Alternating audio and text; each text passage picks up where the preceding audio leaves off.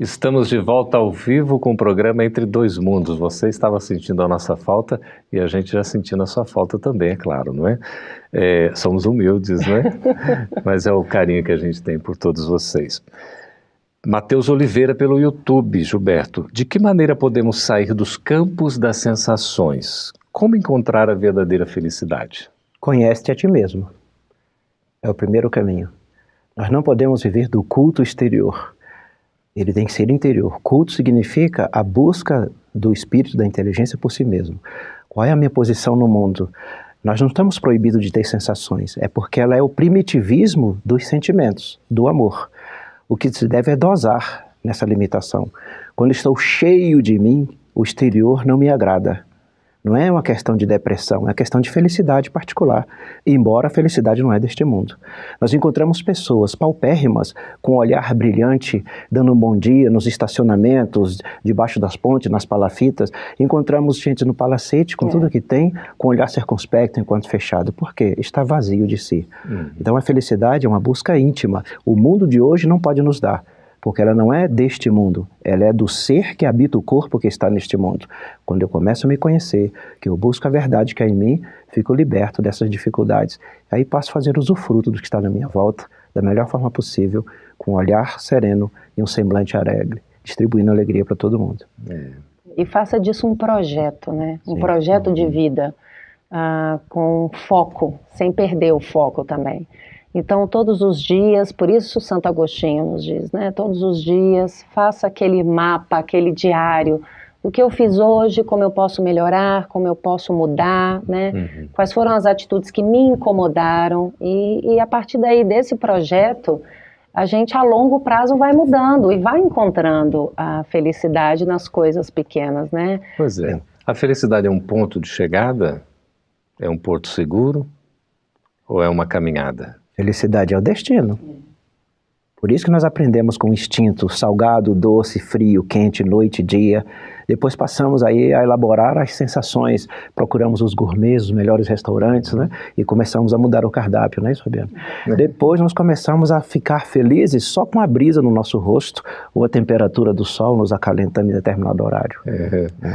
A gente vai apurando, Isso. Bom, vamos ouvir aqui a Deia pelo YouTube.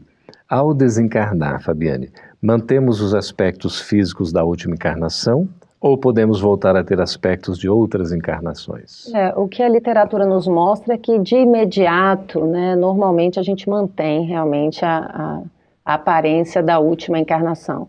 Mas obviamente que com o passar do tempo, no plano espiritual, a depender de quantos anos eu estou lá no plano espiritual e a depender do meu estado de consciência, né, também do meu corpo perispiritual, e aí a gente vai podendo moldar, é possível sim se modificar no plano espiritual, mas isso leva um tempo, não é uma transformação, né?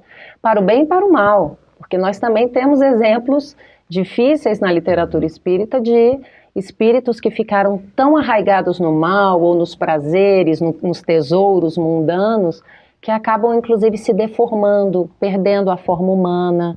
Então nós temos também exemplos muito difíceis nesse aspecto, porque o perispírito ele é moldável, né? E essa questão, né, da gente visualizar, normalmente uma entidade, um espírito, né, que se nos apresenta, geralmente ele está mais jovem, não é? Desencarnou até às vezes numa idade, até idoso, mas ele se mostra com um vigor muito maior. Como é que é isso, Gilberto? É comum essa transformação, até porque você não tem o peso da matéria. E a plasticidade, como a Fabiana lembrou bem do perispírito, ele se remodela e você fica 20, 30 anos um pouco mais jovem, porque não vai ter espinha, não vai ter ruga, essas coisas todas, né? Então, a leveza, né, do plano das almas, o plano espiritual, dá esse rejuvenescimento sempre. E a Fabiana comentou muito bem, essa característica de manter ou não o estado permanente, a aparência, e até para nos auxiliar, como o laço de afetos entre a família aumenta, como é que eu vou aparecer nos sonhos dos meus parentes?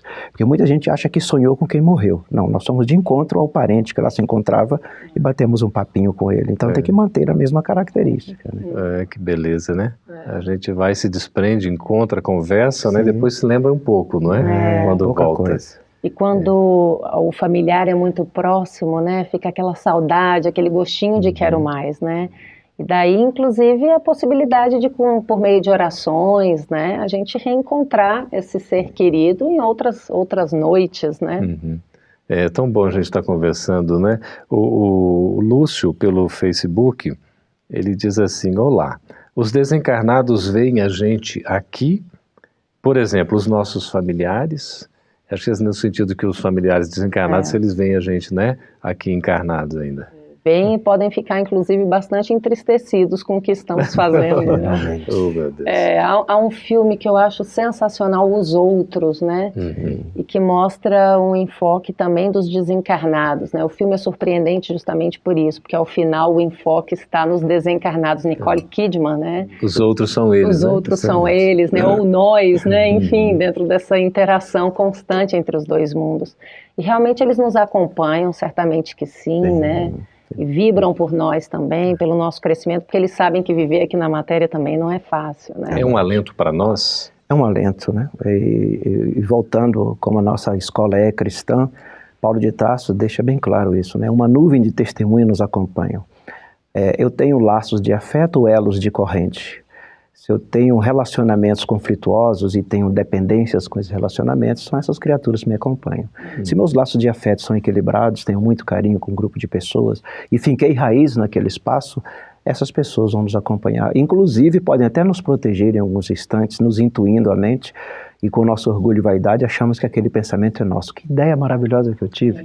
E foi um avô, um pai, ou qualquer outro amigo que estava dizendo: vá por ali, porque é a melhor situação. Aliás, no Evangelho segundo o Espiritismo, eu acho lindíssimo o exemplo, né, em que ele comenta que se você é um indivíduo que você não tem fé em Deus, quando vem essa grande ideia, você fala: que ideia maravilhosa que eu tive, né? Que é aquele indivíduo ainda orgulhoso, vaidoso, nossa, como eu tive uma ideia maravilhosa. Mas quando nós já estamos mais espiritualizados e concatenados com esse plano maior, o nosso dizer será: obrigada, Senhor, né, pela inspiração que me deste. Então, realmente, é um estado de espírito. Né? Muito bom. Nós temos aqui a Renata pelo YouTube. O que é mais difícil para o espírito? A dor ao desencarnar ou o apego ao mundo material? Desencarnar não dói. É o apego, realmente, de que está deixando algo que damos tanta importância e não vamos poder utilizar. O espaço que ocupávamos, porque nós gostamos de nos empoderar das coisas, e esquecemos de empoderar de nós mesmos. Então a dor não é o desencarne, mas é, entre aspas, vamos dizer assim, a possível perda que não tem, porque quando desencarnamos, ganhamos a liberdade para nos deslocarmos, de acordo com o grau que nos encontramos, né, Fabiana? Para qualquer espaço, qualquer lugar. Então hoje, para conversar com um parente, salvo a mídia, né, se está em outro continente, no plano espiritual, na velocidade do pensamento, vamos de encontro a ele. Então, a pessoa deve ficar tranquila que aquele mal-estar, que se alguém já assistiu um desencarne de um parente, ou no hospital ou em casa, é, na realidade, o corpo físico apenas, tendo essa última suspiro. Mas o ser inteligente que ali ocupa é como se você abrisse uma gaiola. Nossa escola ensina isso, e soltasse o passarinho para ir pousar numa árvore. Até aqui para colocar, né? Porque às vezes há a morte do corpo físico, né? A extinção da vida orgânica, mas a desencarnação não se dá, né? Porque ainda se mantém apegado, né? A desencarnação propriamente seria essa libertação, né? Efetiva. Exatamente. Também as obras espíritas nos mostram, inclusive, que realmente o apego é o grande problema, porque nos sentimos ainda presos à matéria, né? E para que nós nos libertemos, a mente precisa realmente alçar outros voos, né? Então, realmente, a gente percebe que o grande problema é o apego e não alguma dor, né? A gente ainda é muito apegado ao mundo material, não é não? E essa questão que a Fabiana levantou agora é muito interessante. A minha cadeira, o meu controle, a minha mesa. Olha, papai está chegando, aquela poltrona do papai, não use. Ele vai desencarnar e vai usar a poltrona. Continua usando. Hábito, sim, vai manter. Os videntes às vezes veem mesmo a poltrona balançar, como se tivesse de fato alguém ali, e não raras vezes o espírito está ali mesmo, né? Não desocupou aquele espaço, né? A Cris Guzmão aqui pelo Facebook, boa noite, Cris. O reencontro não é certo, Talvez de imediato não, né? Porque vai depender dos estados mentais dos indivíduos, né? Então, a depender de onde cada um esteja, você pode, no corpo físico, estar dormindo ao lado do seu marido, da sua esposa, e, no entanto, no desdobramento, cada um ir para um lugar bem diferente, porque vai depender de aonde a minha consciência, a minha mente vai me levar. Então, pode ser que realmente de imediato não, mas isso se ajusta com o tempo, com esse processo aí de autoconhecimento, né? Aí tem a questão da afinidade, não é? Afinidade. E a série André Luiz mostra esse campo vibracional, né? André Luiz, 8 anos no umbral, a mãe dele assistindo, em prece, vibrando, Aulos e tantos outros passando por perto, ele nunca percebeu. Depois de um determinado tempo, quando resgatado e tratado, foi de encontro a ele mesmo, conhece-te a ti mesmo, olha só, aí ele conseguiu entrar no campo vibracional e teve a possibilidade de ter a visita da mãe. Já o Chico, criança, adolescente, adulto, conversava com a mãe tranquilamente. É afinidade, frequência, vibração, sentimento. Você tem falado da gente ir ao encontro de nós mesmos. Nós temos ainda extremas dificuldades nesse sentido, não? Da gente fazer essa viagem interior para se conhecer mesmo, para se desapegar, para saber o que é efetivamente perene, fundamental, não é? E nós nos surpreendemos conosco mesmo a todo momento, né? Eu tenho refletido muito isso. Eu sou espírita desde nascimento, né? Há 37 anos sou espírita e família espírita, e sempre disse que não ia ter problema nenhum com desencarnar. Depois que me tornei mãe, eu tô vivendo um conflito. E aí, obviamente que a gente precisa, então, repensar por que eu tô, né? Por que está acontecendo isso? Será que, de fato, eu não estou vivendo muito o mundo, né? E pensando nesses, enfim, a gente se surpreende conosco, com as nossas dificuldades. Sobre esse amor de mãe, né, Gilberto, a gente não consegue dizer nada, porque nós, né, na personalidade masculina, temos... Mas o amor de pai também é fantástico, é idêntico, né? Mas é maravilhoso, acho que a gente vai caminhando, né? A Fabiana não precisa ficar preocupada porque é a estrutura missionária, é uma das missões que recebemos do pai. E eu sempre comento, as mulheres, os espíritos que vêm na experiência feminina se associam a Deus e dizem assim, manda teu filho para cá, porque Deus cria espíritos, né? Então você tem que estar preocupada porque é um acordo com o Criador. Manda seu filho, meu corpo está à disposição, colocarei ele no mundo para que ele possa evoluir na escada da luz. Que maravilha, nós vamos para um breve intervalo e voltamos já a seguir com o último bloco. Mande as suas perguntas, a gente vai tentar acelerar aqui para responder a todas elas. Muito obrigado pela participação. Daqui a pouquinho a gente volta.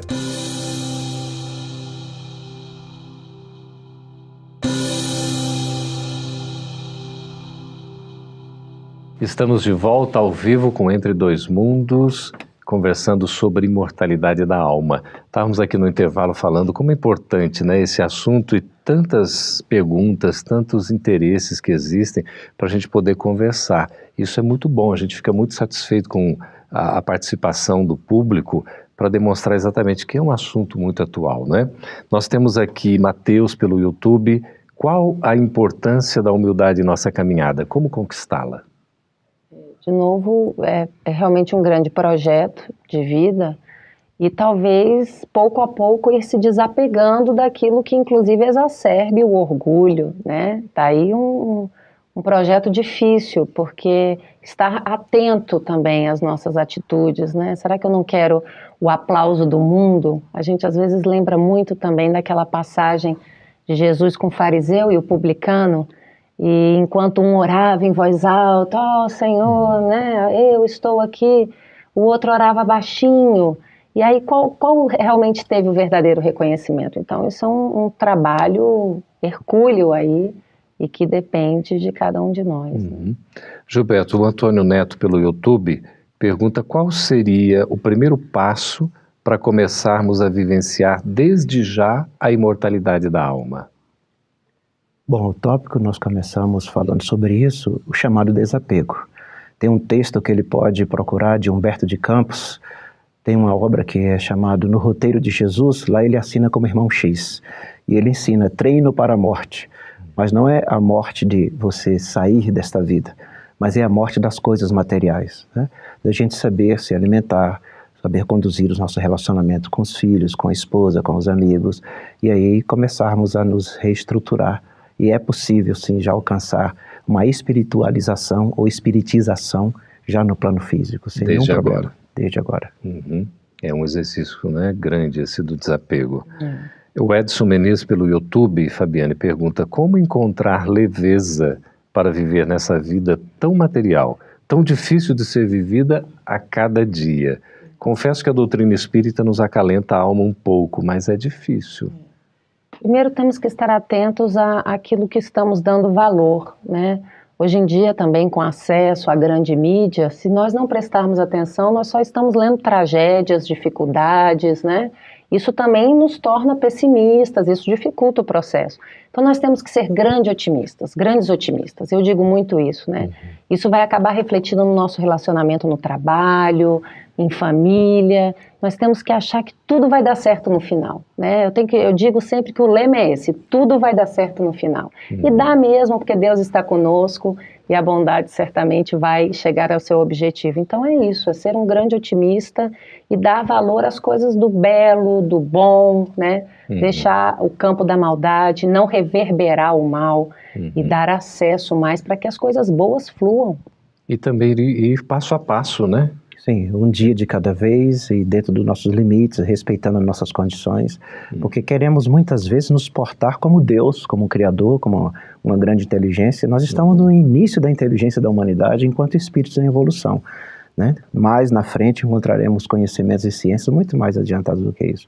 Então essa ansiedade de conseguir resolver tudo hoje é que nos faz também, né, passar um pouquinho por essas angústias, né? Essa fé, não é? Com uma confiança, como uma certeza num futuro melhor, e o passo a passo que a gente vai dando, vai dando uma segurança para nós também, não é? E a fé, ela pode ser traduzida em alguns exemplos. Se eu pego um objeto qualquer e eu perguntar para vocês, se eu abrir a minha mão, o que vai acontecer, vocês não vão ter dúvida nenhuma em dizer, ele vai cair no chão. Isso também é fé, porque é a certeza da lei da gravidade atuando. Então eu preciso também ter fé que Deus está comigo e que todas as demais leis morais estão aí, né, repletas de exemplos. O Wagner Silva, aqui, Gilberto, pelo YouTube: para o espírito é melhor que o sepultamento seja realizado no mesmo dia da desencarnação? Uma pergunta. Interessante essa pergunta, né? Que desencarnação está falando? Do corpo físico ou dos bens que carrega e juntou na Terra durante o tempo que viveu? É porque nós vamos ter duas, né? Então há espíritos, como nós falamos antes, que já se espiritualizou, desapegou-se, que ele não vê nem o enterro, né? Ele deixa o corpo onde está e desaparece. É a família que fica ali cultuando. Tem outros que o corpo vai para o cemitério e ele diz que não é ele. Ele fica na casa. Cadê todo mundo, né? Que não estou aqui para conversar. Tem uma festa estranha, estou vendo um sujeito deitado ali. E tem outro que fica lá com o corpo desmanchando e se assusta com aquilo. Então, essa questão, o que é bom para o espírito, é a maneira que nós vivemos, a forma que ele está conduzindo a vida. Se ele tem tranquilidade nos seus relacionamentos, se o carro quebra, saiu atrasado, ele não se altera, o seu emocional permanece equilibrado, para ele, no momento que ele deixar o corpo, ele vai bater palma, porque ele já está desapegado com as questões do cotidiano. Possivelmente estará bem longe daquele momento ali, né? Porque tem um prazo todo, né, de desprendimento também, a situação de cada um, né? As perguntas não param de chegar aqui, o nosso tempo já está voando. Então vamos ver aqui uma pergunta que é do Luciano Leal Barbosa. Como sei o meu real papel aqui no mundo? Muito interessante isso, porque normalmente nós queremos grandes papéis, né? Também, de novo, por conta do nosso orgulho. Então a gente acha que a nossa encarnação só vai valer se eu ficar conhecida como alguém que construiu uma grande obra, e às vezes o grande papel está em ser aquele professor das crianças, né? Ensinando valores nobilíssimos a cada uma delas. Então é muito importante ele perceber que nós todos somos instrumentos de Deus, né? E transformamos o nosso redor. Então o nosso papel é de estarmos condizentes com as leis divinas, e assim nós vamos transformando como aquele beija-flor que vai pegando a aguinha para apagar o incêndio da floresta. Ele sozinho não apaga o incêndio da floresta, mas ele é capaz de iluminar, de dar ânimo a tantos outros beija-flores e com todos unidos apagarem o incêndio. E sente que está fazendo a parte dele, né? É isso aí. Olha, uma pergunta aqui que eu queria a resposta de vocês dois. Podemos começar com o Gilberto. Pelo Facebook, a Ani Martins, ela volta, está nos acompanhando aqui. Muito obrigado pela audiência de vocês todos. E a pergunta é a seguinte: como lidar com alguém que perdeu a vontade de viver? A natureza é muito interessante, né? Nós vamos tentar explicar isso. Essa pessoa deve ser mostrado para ela que ela é bem maior do que os problemas que estão ao redor. Ela jamais permita que alguém faça tanta avaliação positiva ou negativa dela como verdades. Porque se alguém elogia, jamais vai elogiar o que ela verdadeiramente é. Se alguém critica de forma negativa, jamais vai falar a verdade sobre ela. Só ela mesma se conhece. Então, para que ela busque conhecer a si, que ela tenha tranquilidade de que o que os outros estão falando, ou que a grande mídia, como a Fabiana lembra muito bem, tenta nos trazer como vida maravilhosa, não é bem isso. E que, de repente, próximo dela, há questões maravilhosas para se conviver, pessoas, crianças, ambientes. O que ela gosta de fazer é desenhar, é música, é dançar. Não ela em busca daquilo que os outros fazem, mas aquilo que ela se sinta bem. Então, quem está com ela é observar exatamente do que essa pessoa gosta, para ela não se sentir tão deslocada naquele espaço. Porque às vezes nos é imposto uma profissão, uma atividade, uma maneira de ser, e não é bem aquilo, e não somos ouvidos muitas vezes, né, Fabiana? É importante ela trabalhar a autoestima dessa pessoa, né? Porque todos nós somos extraordinários na criação. O Espiritismo nos mostra isso, né? Então ela tem que mostrar para aquela pessoa o real valor que ela tem. Então é muito importante. Nós estamos falando de Jesus até hoje, uma pessoa que transformou a humanidade. Então, cada um de nós somos valorosos e ela precisa fazer com que essa pessoa que está em sofrimento enxergue isso, o seu real valor. Eu acho tão interessante, porque Emmanuel diz no livro Encontro Marcado que Deus não cria duplicatas, Ele só cria originais. Nós todos somos indivíduos, né? E é tão interessante que hoje nós estamos na melhor versão de nós mesmos. Exatamente. Eu queria que vocês comentassem um pouco isso, né? As vidas, as existências que tivemos nesse contínuo, que a vida é um contínuo, vamos nos experimentando. É aquela caminhada do instinto, sensações, emoções e sentimentos. Cada qual está num patamar evolutivo. Então, nesse caminhar particular, vamos nos tornando inteiros. E nesse espaço, conseguimos contagiar. Por que tem pessoas que a presença, uma fala, nos agrada? Porque ela está bem consigo mesmo. Tem outros que não conseguem, assim, né? Então esse é um dos caminhos que a gente pode entender bem. Sua fala me lembrou, nós estudamos muito no Espiritismo a trindade Deus, Espírito, Matéria, né? E necessariamente o Espírito precisa da matéria para chegar até Deus, por isso uma trindade, né? O Espírito precisa da matéria para chegar até Deus. Só que nas primeiras encarnações a matéria se sobrepõe ao Espírito. E nós precisamos chegar nesse momento do assenhoreamento de nós mesmos, então em que o Espírito prepondera a matéria. E nós vamos chegar, né? E encontrar Deus dentro de nós, não é? Exatamente. Porque a gente fica pensando assim, qual é o sentido da vida, não é? Como coloca lá na questão sobre a encarnação. Eu tenho uma obra para co-criar com Deus, não é? Eu tenho uma participação, tem alguma razão, tem uma missão a cumprir. E a gente precisa descobrir isso dentro de nós, não é? Isso. Se sentir... Até tem um colega que foi no intervalo de uma gravação do Entre Dois Mundos, até nos ensinou aqui que sempre que ele ia dormir, o papaizinho dele recomendava, olha, faça sempre 3 perguntas para você. O que eu fiz de bom ou de útil hoje, o que eu aprendi de novo e se eu vivi com alegria. Olha que interessante, não é? Isso vai dando sentido à vida, não vai? Vai. Vamos nos remodelando a partir do instante em que sabemos da nossa utilidade. É só observar a natureza, né? Uma semente é colocada debaixo do solo, numa escuridão intensa, os ácaros vêm destruindo a sua casca, ela finca a raiz, cresce, brota uma árvore gigantesca, mas ela não quer ser árvore. Ela não quer só frutificar, mas ela quer que a espécie se propague. Vamos servir, Vamos aproveitar os espaços e sermos úteis para alguém. Empurrar um carro, contar uma história para uma criança, tocar um instrumento. Eu tenho vergonha de falar, de fazer alguma coisa. Então desça alguns metros antes, passe por dentro do hospital, está todo mundo ali no pronto-socorro desesperado. Você passa tranquilo caminhando. Jesus, cuida desse povo. Deus amado, eu não posso fazer nada, mas que ele se... Você vai chegar em casa numa alegria fora do normal, porque vai frutificar como as árvores frutificam, como os pássaros cantam para nós. Predisponha-se a servir. Remodela-se o modo de se sai comportar. Um pouquinho do seu próprio mundo, né? Isso. Daquele mundo que às vezes a gente se fecha tanto e fica sofrendo tanto, não é? Verdade. Pois é, que coisa boa. Olha, aqui nós temos a Débora Tavares pelo YouTube. Boa noite, Débora. Parabéns pelo programa, amei, paz e luz. Ai, que gostoso, legal. né? Nós queremos agradecer, viu, Gilberto, a sua presença, a sua também, família. Muito obrigado pela participação de vocês. Muito obrigada.